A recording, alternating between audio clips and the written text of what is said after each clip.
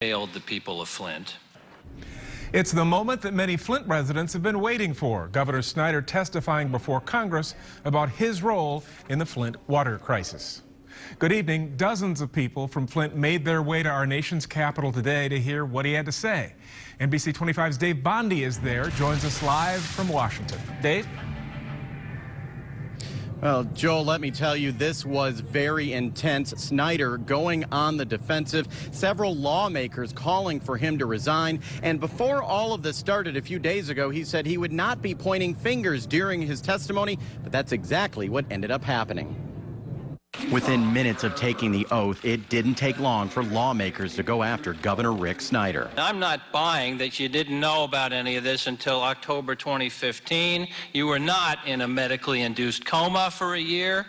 Snyder admitted the emergency manager law failed Flint. He also talked about what he knew and when. We got briefings and we discussed issues about color and odor of the water. There was also a concern about E. coli. Snyder said he didn't know about the lead problem until October 1st of 2015.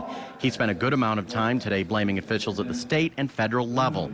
Several lawmakers tried pinning the problem on the governor. They did not instruct the city of Flint to do corrosion controls. Sitting next to Snyder was EPA Administrator Gina McCarthy. Representative Jason Chavez went after McCarthy, calling for her resignation. So why do we even need an EPA? If you can't do that, you were in those homes. No, I am asking the questions. Okay. Yes, okay. In February is when you first arrived on the scene, and it wasn't until January of the next year that you actually did something. Near the end of the hearing, Representative Elijah Cummings claimed Snyder's chief of staff, Dennis Muchmore, would not cooperate with the committee. Muchmore sent me this tweet saying, quote, "Mr. Cummings is either intentionally or accidentally incorrect in his statement. I didn't refuse," unquote. I asked Cummings for his response. Representative Cummings, Mr. Muchmore sent me a message yesterday saying that you're wrong. He has been cooperating with you.